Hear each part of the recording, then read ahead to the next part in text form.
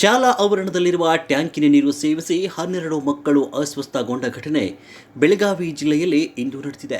ಸವದತ್ತಿ ತಾಲೂಕಿನ ಹುಲಿಕಟ್ಟೆ ಗ್ರಾಮದಲ್ಲಿರುವ ಸರ್ಕಾರಿ ಕಿರಿಯ ಪ್ರಾಥಮಿಕ ಶಾಲೆಯಲ್ಲಿ ಈ ಘಟನೆ ನಡೆದಿದ್ದು, ಅಸ್ವಸ್ಥ ವಿದ್ಯಾರ್ಥಿಗಳನ್ನು ಸಾರ್ವಜನಿಕ ಆಸ್ಪತ್ರೆಗೆ ದಾಖಲಿಸಿ ಚಿಕಿತ್ಸೆ ಕೊಡಿಸಲಾಗುತ್ತಿದೆ. ಅಪರಿಚಿತ ವ್ಯಕ್ತಿಗಳು ಉದ್ದೇಶಪೂರ್ವಕವಾಗಿ ಕೀಟನಾಶಕ ಬೆರೆಸಿರುವುದು ದೃಢವಾಗಿದೆ. ಇಂದು ಬೆಳಗಿನ ಜಾವ 6 ಗಂಟೆಯ ಸುಮಾರಿಗೆ ಟ್ಯಾಂಕ್ನಲ್ಲಿ ನೀರು ಸಂಗ್ರಹಿಸಲಾಗಿದೆ. ಇದೇ ಟ್ಯಾಂಕಿನ ಮೂಲಕ ನೀರು ಸಂಗ್ರಹ ಮಾಡಲಾಗಿದೆ.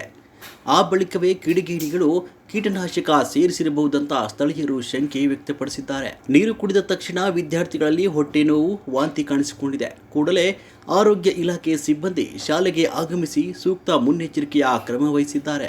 ಏನಾಗಿಲ್ಲಲ್ಲ, ನೀರು ಕುಡಿದಿದ್ದಿ ಏನಾಗ್ತದೆ? ಹೊಟ್ಟೆ ನುಸಾಗಿದ್ದೇನೆ.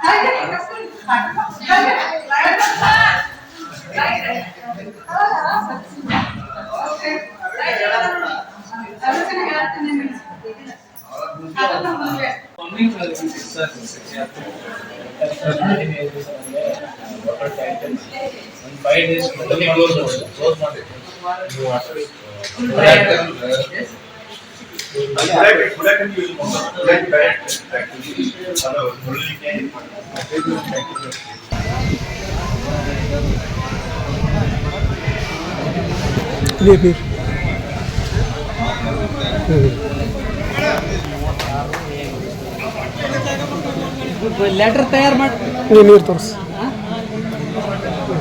ಲೆಟರ್ ತಯಾರು ಮಾಡಕ್ಕೆ ನಾವು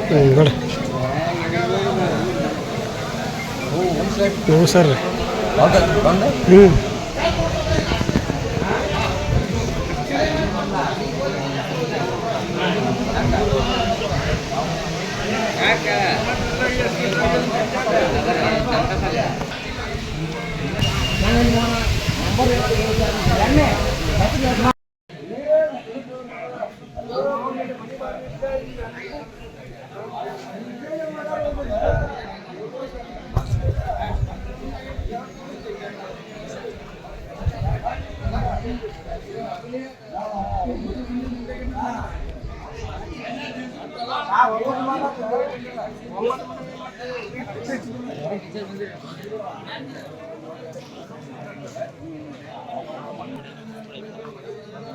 ಏನಾಗಿಲ್ಲ